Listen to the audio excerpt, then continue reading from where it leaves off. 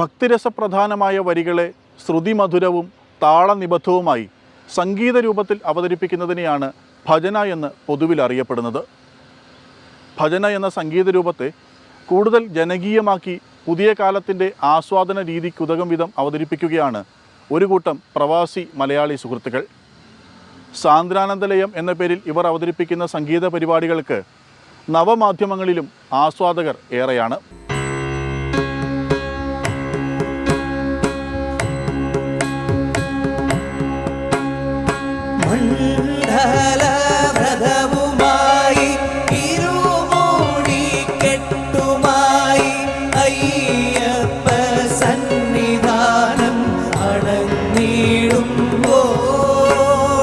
ഇവരിങ്ങനെ പാടിക്കയറുകയാണ് സംഗീതാസ്വാദകരുടെ ഹൃദയത്തിലേക്ക്. സാന്ദ്രാനന്ദലയം എന്ന പേരിൽ ഗൾഫിലെ നിരവധി വേദികളിലും നന്ദഗോവിന്ദം ഭജൻസ് എന്ന സോഷ്യൽ മീഡിയ ഫേസ്ബുക്ക് പേജിലൂടെയും ഇവരുടെ സംഗീതാവതരണം കേട്ടും കണ്ടും പതിനായിരക്കണക്കിന് ആളുകളാണ് ഈ ചെറുപ്പക്കാരുടെ ആരാധകരായി ഇതിനകം മാറിയത്. സംഗീതമെന്ന അനുഗ്രഹീത കലാരൂപത്തെ ഉപാസിക്കുകയും ഔദ്യോഗിക വ്യക്തിജീവിത തിരക്കുകൾക്കിടയിലും സംഗീതത്തെ ഒപ്പം ചേർത്ത് നിർത്തുകയും ചെയ്യുന്ന ഒരു കൂട്ടം ചെറുപ്പക്കാർ.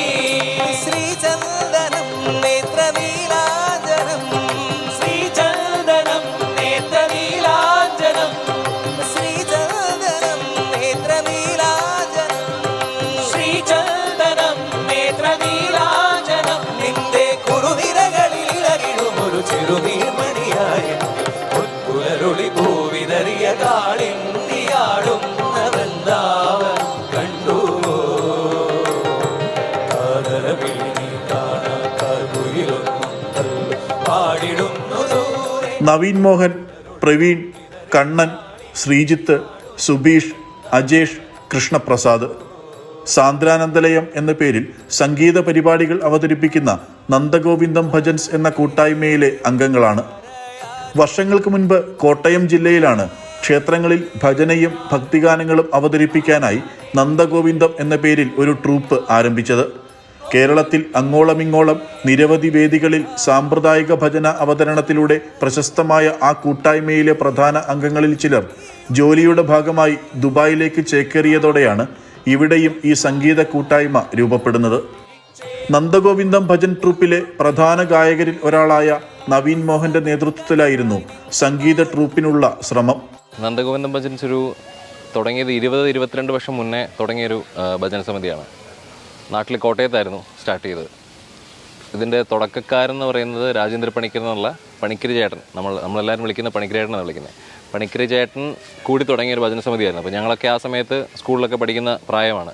പല ആചാര്യന്മാരും പറയുന്നത് ഇത് നന്ദഗോവിന്ദം എന്നുള്ള ആ വാക്കിൻ്റെ ഒരാൾ പോയാലും വീണ്ടും അത് പൂർണ്ണതയല്ല, അത് വീണ്ടും സർക്കുലേറ്റ് ചെയ്തുകൊണ്ടിരിക്കുന്ന ഒരു ടൈപ്പ് ഒരു പേരാണ് നന്ദഗോവിന്ദം. അതുകൊണ്ടാണ് ഇപ്പം ഞാൻ വന്നതിന് ശേഷം ഭജനയിൽ പ്രവീൺ വന്നതിന് ശേഷം ഇപ്പോൾ നാട്ടിലാണെന്നുണ്ടെങ്കിൽ ഞങ്ങൾ രണ്ടും ദുബായിൽ പോന്നപ്പോഴും ശ്രീലാൽ വന്നു, മനു വന്നു, അങ്ങനെ ഒത്തിരി പാട്ടുകാർ ഈ ഭജന സമിതിയിലേക്ക് വന്നുകൊണ്ടേയിരുന്നു. അപ്പോൾ അതിനൊരു ഒരു ഒരു സ്റ്റോപ്പില്ല, അല്ലെങ്കിൽ നിന്ന് പോകത്തില്ല എന്നുള്ളൊരു ഒരു സംഭവമുണ്ട് നന്ദഗോവിന്ദം ഭജൻസ്. മറ്റൊരു രാജ്യം, സാഹചര്യങ്ങൾ, ജോലിയുടെ തിരക്ക്, എല്ലാവരുടെയും സമയക്കുറവ്, കഴിവുള്ളവരെ കണ്ടെത്താനുള്ള ബുദ്ധിമുട്ട് എന്നിങ്ങനെ വെല്ലുവിളികൾ നിരവധിയായിരുന്നു. എങ്കിലും പരിശ്രമം അവസാനിപ്പിച്ചില്ല. ജോലിയുടെ ഇടവേളകളിലും ഒഴിവു സമയങ്ങളിലും ഇവർ ഒത്തുചേർന്നു, പരിശീലനം നടത്തി, വാദ്യോപകരണങ്ങൾ വായിക്കുന്നവരെ കണ്ടെത്തി. അതിനിടെ യാദൃശ്ചികമെന്നോണം നന്ദഗോവിന്ദം കൂട്ടായ്മയിൽ ഉണ്ടായിരുന്നവരിൽ ചിലർ ജോലി സംബന്ധമായി ദുബായിലേക്കെത്തി. ഒടുവിൽ ഇന്നീ കാണുന്ന സംഗീത കൂട്ടായ്മ രൂപം കൊണ്ടു. ഇപ്പോൾ ഏതാണ്ട് എല്ലാ സംഗീതോപകരണങ്ങളും വായിക്കുന്നവർ ഇവർക്കൊപ്പമുണ്ട്. അത്യാധുനിക ശബ്ദ സംവിധാനം ഉപയോഗിച്ചാണ് പരിശീലനം പോലും നടത്തുന്നത്. മച്ചകത്തമ്മയെ കാതൊട്ടു വന്ദിച്ചു മകനെ തുടങ്ങു നിൻ യാത്ര. അദ്വൈത വേദാന്ത ചിന്തതൻ വഴിയിലൂടാദ്യന്തമില്ലാത്ത യാത്ര, ഒരറിവില്ല പൈതലിൻ യാത്ര. മച്ചകത്തമ്മയെ കാതൊട്ടു വന്ദിച്ചു മകനെ തുടങ്ങു നിൻ യാത്ര. റാപ്പറില്ലാതെ ജോലി ചെയ്തിട്ടാണെന്നുണ്ടെങ്കിലും അതിൽ നിന്ന് കിട്ടുന്ന ഒരു സമയം നമ്മളെല്ലാവരും കൂടെ ഒന്നിച്ചു കൂടി അതിൽ ഭജന ചെയ്യുമ്പോൾ കിട്ടുന്ന ആ ഒരു സെൽഫ് സാറ്റിസ്ഫാക്ഷൻ എന്ന് പറയുന്നത് അത് പറഞ്ഞറിയിക്കാൻ പറ്റാത്ത ഒരു ഊർജ്ജം നമുക്ക് കിട്ടുന്നുണ്ട്. ഫസ്റ്റ് പ്രോഗ്രാം ഇൻ്റർനാഷണലി ഒമാനിൽ ചെയ്തിട്ട് വന്നു. അടുത്ത നെക്സ്റ്റ് പ്രോഗ്രാം കുവൈറ്റിൽ ചെയ്യുന്നുണ്ട്. അതേപോലെ ബഹ്റൈനിൽ നിന്നുള്ളൊരു റിക്വസ്റ്റ് വന്നിട്ടുണ്ട്. ഇതൊക്കെ ഏത് രീതിയിൽ എക്സിക്യൂട്ട് ചെയ്യണം എന്നുള്ളതിനെക്കുറിച്ചുള്ള പ്ലാനിങ് എല്ലാം നമ്മുടെ ഈ ഒത്തുചേരലിൽ കൂടിയാണ് സാധിച്ചെടുക്കാൻ സാധിക്കുന്നത്. ഭക്തിരസപ്രധാനമായ സാമ്പ്രദായിക ഭജനകളെ കൂടുതൽ ജനകീയവും സമകാലിക സംഗീതാഭിരുചികളോട് ചേർന്ന് നിൽക്കുന്ന രീതിയിലും അവതരിപ്പിക്കാനുള്ള ശ്രമമാണ് ഇവർ നടത്തുന്നത്. ആ രീതിയിൽ ഇവർ അവതരിപ്പിക്കുന്ന സംഗീത പരിപാടിയാണ് ശ്രദ്ധേയമായി തീർന്നതും. സാന്ദ്രാനന്ദലയം എന്ന പേരിൽ ഫേസ്ബുക്കിൽ ഇവർ പോസ്റ്റ് ചെയ്യുന്ന ഓരോ സംഗീത വീഡിയോയും ലക്ഷക്കണക്കിന് ആളുകളാണ് ഇപ്പോൾ കാണുന്നത്. ഭക്തിയുടെ അംശമുള്ള സിനിമാ ഗാനങ്ങൾ പോലും ഇവർ അതീവ ഹൃദ്യമായി അവതരിപ്പിക്കാറുണ്ട്. കൂടുതൽ ആളുകൾ കേട്ടിട്ടുള്ള പാട്ടുകൾ നമ്മുടേതായിട്ടുള്ള രീതിയിൽ ചേഞ്ച് ചെയ്തിട്ട് നമ്മൾ അവതരിപ്പിച്ച് നോക്കിയത് അത് എല്ലാവരിലേക്കും എത്തിപ്പെട്ടു. അത് എല്ലാവർക്കും ഇഷ്ടപ്പെട്ടു. അത് അങ്ങനെ കേൾക്കുമ്പോൾ തന്നെ നമുക്കൊരു അതിൻ്റെ റെസ്പോൺസ് നമുക്ക് കിട്ടുന്നുണ്ട്. കാരണം നമ്മൾ ലൈവ് സ്റ്റേജിൽ ഒരു പ്രോഗ്രാം ചെയ്ത് അത് ആളുകളിലേക്ക് എത്തിക്കുമ്പോൾ കിട്ടുന്നൊരു ഫീലും ഒരാൾ ഒറ്റയ്ക്കൊരു വീട്ടിലിരുന്ന് അല്ലെങ്കിൽ ഒരു ഹെഡ്സെറ്റ് വെച്ചിട്ട് നമ്മളുടെ പാട്ടുകൾ കേൾക്കുമ്പോൾ ഉള്ളൊരു ഫീലും രണ്ടും രണ്ടാണ്. ഇപ്പോൾ ലൈവ് സ്റ്റേജിലാകുമ്പോഴത്തേക്കും നമുക്ക് കുറച്ച് താളങ്ങളുടെ കൂടുതൽ അകമ്പടിയോടുകൂടി നല്ല രീതിയിൽ അത് വേറൊരു ഫീലാണ് നമുക്ക് കൊടുക്കാൻ പറ്റുന്നത്. പക്ഷേ ഒരു പ്ലസൻറ്റ് മൈൻഡിൽ ഒരു പീസ്ഫുൾ മൈൻഡൊക്കെ വേണ്ട രീതിയിൽ നമുക്ക് ഹെഡ്സെറ്റ് വെച്ച് സ്വന്തം വീട്ടിലിരുന്നൊക്കെ അത് കേൾക്കുമ്പോഴത്തേക്കും അത് വേറൊരു രീതിയിലുള്ള ഫീൽ കൊടുക്കാൻ അങ്ങനെയുള്ള ഫീഡ്ബാക്കുകൾ നമുക്ക് കിട്ടുന്നുണ്ട്. അതൊക്കെ കേൾക്കുമ്പോൾ നമുക്ക് കൂടുതൽ സന്തോഷമാണ്. അപ്പോൾ കൂടുതൽ പാട്ടുകളിലേക്ക് നമ്മളത് ആ രീതിയിലേക്കൊന്ന് പരീക്ഷിക്കാനുള്ളൊരു ഊർജ്ജവുമാണ് നമുക്കതുകൊണ്ട് കിട്ടുന്നുണ്ട്. ഗണാധിപതി ഗണപതി ശരണം, ഗുണാതി വിനകളിൽ ഇനി ശരണം, മനാധിപതി ഇനി വിനയൊഴിയാം, ദീനി ദീനി വനരുളണമേ.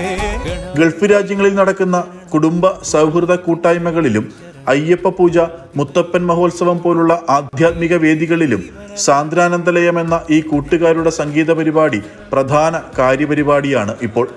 പ്രധാന ഗായകർ ഗൾഫിലേക്ക് ചേക്കേറിയെങ്കിലും നാട്ടിലെ നന്ദഗോവിന്ദം ഭജൻ ട്രൂപ്പ് ഇപ്പോഴും സജീവമാണ്.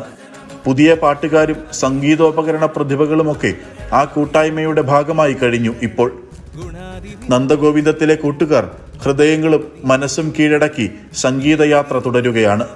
ആശംസകൾ. ഗണാധിപതി ഗണപതി ശരണം, ഗുണാതി വിനകളിൽ ഇനി ശരണം, മനാധിപതി ഇനി വിനയൊഴിയാൻ, ദീനി ദീനി വനരുളണമേ.